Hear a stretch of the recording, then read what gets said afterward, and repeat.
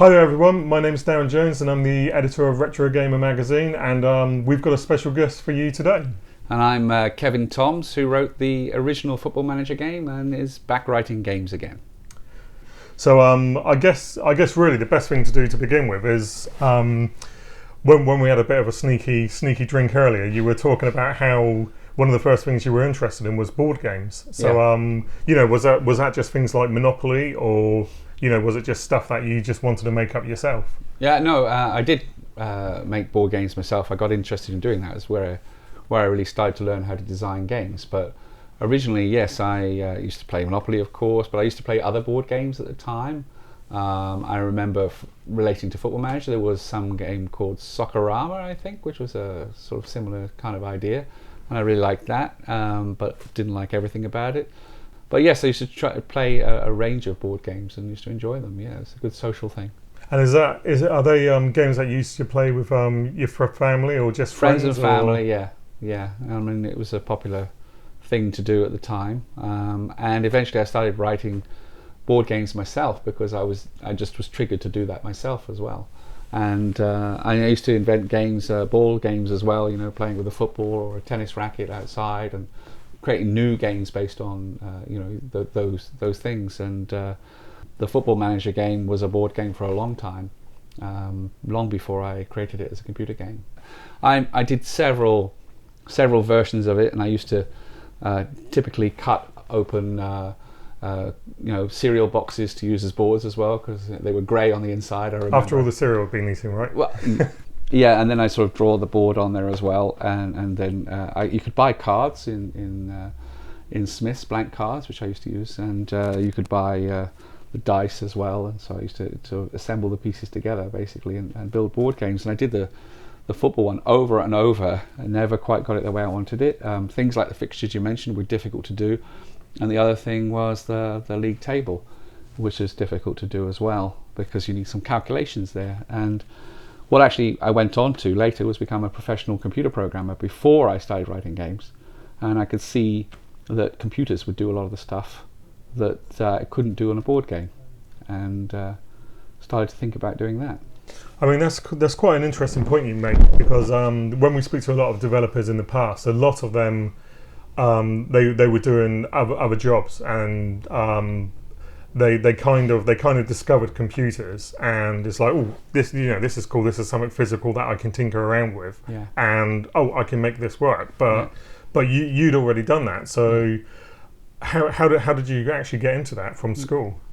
I mean, when I was at school, I originally got my parents to ask the careers master if I could become a games designer, and he heard that and said, it's just a phase, you'll grow out of that, it's not a real job. And so it was disappointing, but in fact what I then aspired to do was computer programming, and I didn't really know what I was getting into when I went into it, but I just kind of had a feeling that was something I wanted to do as a job. And so I went straight from school into a trainee computer programmer job, and learned to program mainframes, and first language was PL1 on IBM, Programming Language 1, I think that stands for, and then RPG, and then COBOL, and I was doing mainframe programming. And around that time the first microcomputer started to appear, and the first one I got my hands on was a ZX80 type, as a TRS-80 equivalent, which was a Video Genie. But also the ZX80 and ZX81 were starting to appear as well at that time. And for me, I saw them as, the football game that I've always wanted to do, I can do on this. And that later led to me selling the game as well. I mean, another thing that's quite interesting about you with Football Manager is that, again, going back to the other developers, when we speak to a lot of them, they kind of cut their teeth on arcade games, and this seems quite a strange. I mean, it was obviously a great and massively popular game. Yeah. It's quite possible that that's the reason why. But was there any reason why you didn't want to make like an arcade game or anything, and why you were so focused on Football Manager? And, I mean, when I used to go to the micro fairs at the time, it was very different to everything else. I mean, most games were arcade game clones, finding ways to recreate them on a ZX81, for example, and done in a very small amount of memory But myself, I was coming from a different direction because I already had been writing this football game for a long time, probably over 10 years or more, trying to get it to work as a board game, and then I'd found some way that I could solve all the problems, and then it was a case of creating it on a computer and then putting it out there. But when I used to be at the micro fairs and people used to ask, what's this? And I would have to explain to them what it is. They didn't know it immediately, say, oh, it's a kind of version of Space Invaders or something. I didn't know what it was, but then they'd sit and play it, and then they'd really enjoy playing, and they'd carry on playing. So other people would watch what they were doing and start talking to them, and they acted like as kind of salespeople for me, explaining the game to other people and explaining why they were enjoying it and this sort of thing. I mean, it was designed to be the fun part was the key part, and it was fun quite quickly for people. Although at first they didn't know what they were doing, they could pick it up quickly and then say, oh yeah, I see, I've got to do this, and then get fun out of it. Was you still working on Football Manager before Addictive Games started? Well, I started Addictive Games for Football Manager, so it started at the same time. So the launch of Football Manager was, I mean, basically I had people playing the game, and I found they were really, really hooked on it. And I was literally laying in bed one morning on a Saturday morning thinking, what should I call this company? And I thought, well, the game's very addictive. I know that because of the way people play it. And addictive wasn't seen as a bad thing at that time, by the way. And I thought, Addictive Games, so I should call it Addictive Games. And that's really how the name came about, just literally thinking of it like that. And so I called it Addictive Games because I thought the game was addictive. And from what I could see, it was. So, Why did you decide to set up Addictive Games in Bournemouth? What was the appeal? Well, actually what happened was I started in Milton Keynes, was where I was living at the time. And I started when I said I was duplicating the cassettes in the old back bedroom coder. I was making the cassettes in the bedroom of a one-bedroom flat. So and literally, I used to set the tape on record, and I could hear the crackling, buzzing sounds, and I'd be watching TV, and I could hear when it finished, so I needed to put another cassette in. So it was actually the way I manufactured at that time myself, but it was very cramped, and the business, I guess, started to develop, and I realized I would need an office or somewhere better to work from, because I was still to ship the cassettes, I was still taking bags down to the post office, and then they said, if you're bringing this many, we could come and collect. You can collect. So I actually they were building, it was Milton Keynes, there was a lot of things were being built, and they were building a new office block just down the road, and I went to see it, and it was just like small offices on the corner, but there was an office that I actually put my name on, basically, that when it was finished in a few months' time, to move in there. And it was doing that, I think, that triggered the thought, well, I never really intended to stay in Milton Keynes. I mean, I always lived by the coast, grew up by the coast, and this is really inland, and I kind of miss being by the sea. So I thought, well, if I'm going to change, here's the time to change before this grows too much, and I become sort of locked into being here. So that was a decision point where before things really got going too much, I could make the move. So I made the move, and I looked around where I would go, and I decided I didn't want to be too far from London, and chose Bournemouth because it had a sandy beach, and and it looked like a nice place, and I knew a little bit about it. So that was the reason. Now, one of the things which obviously everybody remembers about your games is that there's obviously a rather handsome chap on the front cover. He's a great looking guy, isn't he? Yeah. He just happens to be yourself. Where did that idea come from? Because it's a brilliant idea. Yeah, it wasn't there at the start. Actually, it came about. It really came about from those microcomputer fairs I was talking about. I used to attend the microcomputer fairs and be there to sell my game, and it was a good way, because with the lack of retail outlets, it was a good way to let people know. And they were there quite early. Those game shows. They were small shows. And so I would be showing people the game and explaining it to them and everything. And then they would talk to me and say, did you write it? And I said, yeah. And then they might be owners of the game, and they say, oh, I really love it and everything. And they would tell me about it. Can't believe you wrote it, blah, blah, blah. And I just made a connection. I thought, well, this is a bit like books and music. And I thought, maybe it's better to be a person, not a corporation in this, because you don't care.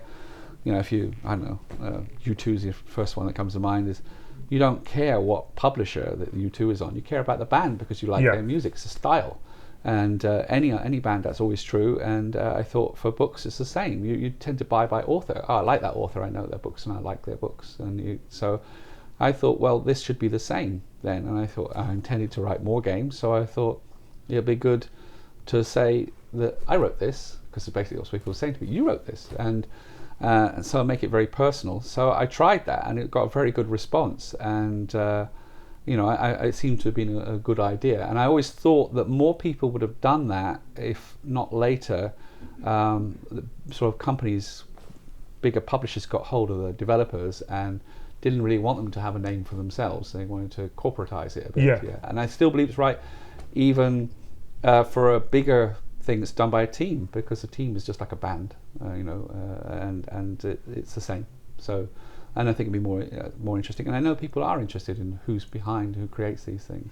But there is another side to it, of course, which is also that there's a certain amount of, you're vouching for the credibility of your own product there. Because if it's crap, well, yeah, people can shoot you down. Yeah, exactly. They know you who wrote you that are. rubbish. Hey, you, yeah. So the next time you go to a game fair, you're like, you're looking over your shoulder just to make sure that you haven't upset anyone. But yes. I guess it's a double-edged sword. So were you still doing this for the when it moved over to the ZX Spectrum? So it was still mail order then?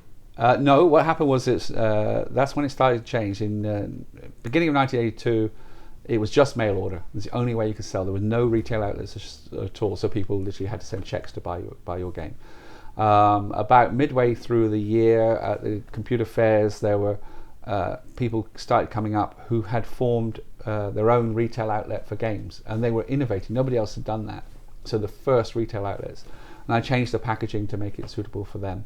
And then about September, I think it was, got contacted by Smiths, and they wanted to stock it. So then the chain stores for the first time started stocking the games. So then it obviously then grew a lot faster at that point, and I had to make the full colour cover and things like that for Smiths in London. And is it round about then that you decided that it was time to ramp things up, and that the game was clearly taking off? So maybe your full-time job, maybe it was time to evolve into yes, it was. I was still working full-time, and I was just all a part-time business. And I went to see Smiths in London, and they said they wanted to order the product, and their first order was more than I earned in a year.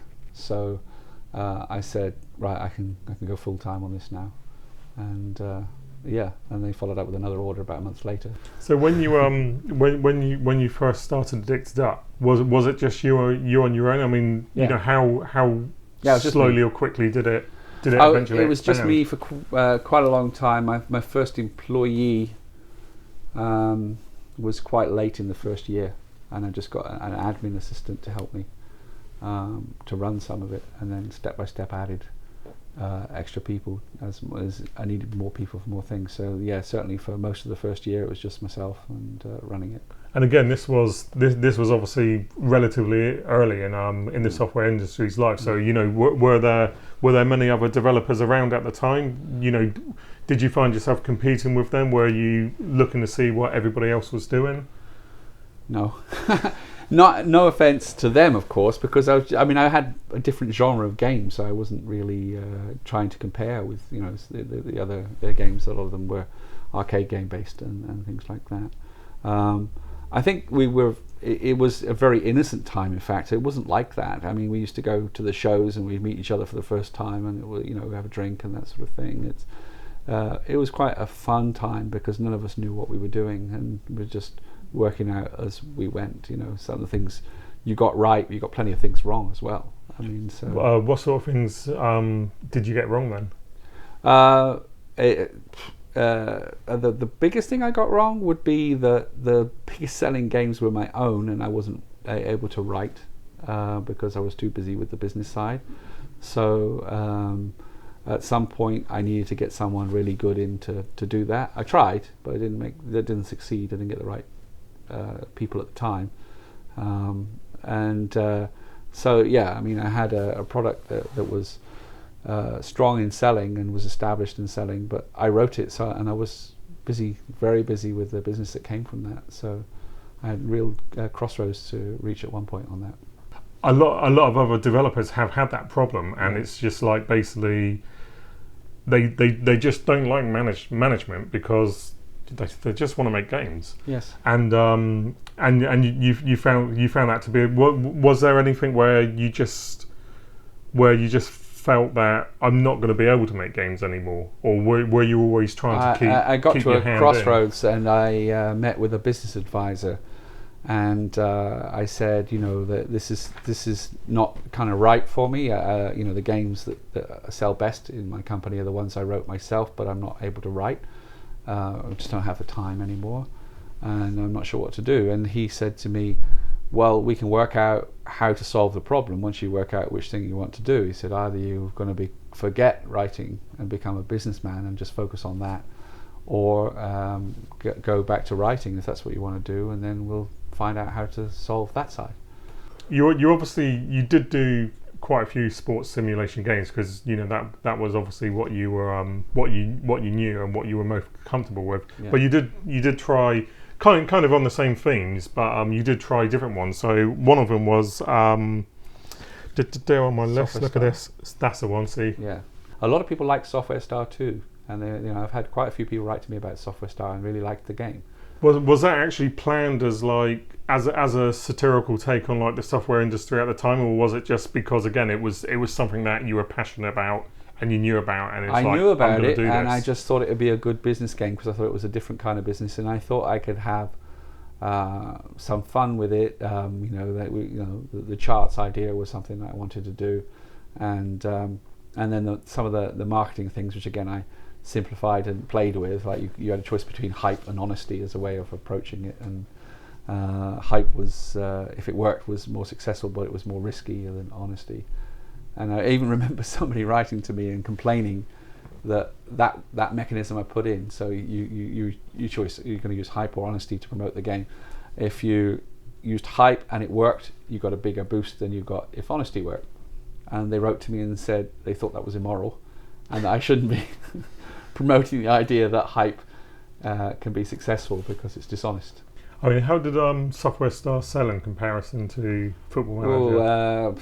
Probably 10%, something like that. I couldn't say exactly now. But, which is why we never got a sequel. Yeah, no, it's true. But I should have done a sequel. I mean, I think if I had more time to develop games, I would have done a sequel of Football Manager, the original one myself, before I worked with Prism. And I also would have done a sequel of Software Star as well. I mean, I want to do a Software Star sequel. I mean, is that something that, because theoretically you could do it on iOS, couldn't you? Yeah. No, I want to do a Software Star sequel because I think it would be fun to do it. I know people have copied the concept and done similar games, much more complicated ones. But I would like to do it my way and have another go at that, because it was fun at the time, and I think I could do an interesting job of it again. So yeah, I think that is lined up in my mind further down the track to do that. I mean, Football Manager 2. Yeah. You must have had a lot of pressure there, because here's Football Manager was like, it was just huge, 100,000 units, probably more by the time you got onto the sequel. Yeah. Your beard is there. Everybody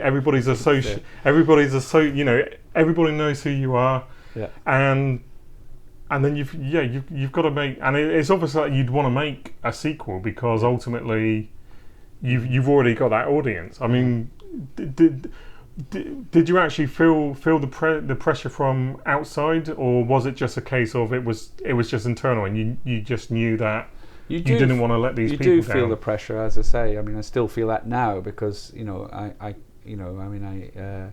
at the time, yeah, certainly, it's like want to keep up the same standard or do it better. And the way I guess I addressed that is to go sideways and not try and take it as it is and try and make it better. It was say, let's do a different way of making the game, piecing it together differently, different graphics, different way of controlling the players and that sort of thing. There was a lot of work though. I mean, it was I couldn't do that the same now. The longest stint I ever did actually was not on Football Manager. It was on President, which was a deadline. The toughest stint I did, where I worked coded. I had to get it done by a specific time to get it manufactured, I think it was. And I remember I worked 72 hours continuously to finish that without sleep. Because again, that was quite an ambitious game as well. I don't think I could do that now. I was like in my 20s, I don't think I physically. And then I drove 100 miles at the end of the 72 hours to across country to get it manufactured, which was the deadline I was working to. And I did have the Porsche at that time, and I drove 100 miles with it, and the speed limit, I hope. It may have been. It was in the middle. You'd just be a magnet in a Porsche, wouldn't you? In the middle of the night, 3 a.m. And you know it's Bournemouth, right? So I was going to Weston-Super-Mare. Were you just driving around Westover Road like all the? Because that's where all the Porsches and the boy races hang out. So you were literally, that's what you were doing, wasn't it? No, what I did. This is how crazy it was. I drove. Because I knew if I went across country and I went slow, I would fall asleep at the wheel because I hadn't slept for 3 days. Right. So I mean, none of this actually happened, right? But I drove the safest way I could think of. I drove to Southampton, and then up. I guess it's Newbury. I can't remember already. Yep. No, Newbury, and then across the motorway. And as I pulled down off the motorway at Weston-Super-Mare, a police car was coming down on the road, and I thought, you missed me. And the other thing, I drove all the way with the windows open, and it was winter, I think. And my partner at the time was complaining bitterly about the cold. I said, if I shut the windows, I'll go to sleep. So I'm not shutting the windows. Where did the idea of making a game about the president come from then? That probably originally was triggered back with playing the board games. The thing is that although Football Manager is known because it's football, it is a strategy game, and that's really what I like doing. I could do an arcade game, and I probably some point will try it just for fun. But it's strategy games that I like, and strategy game about someone running a country. I just got the idea. I thought, an oil-rich country, so I'll have oil exploration going on. And I thought, there are country games about the people and how you get on with politics, so I'll have politics as well.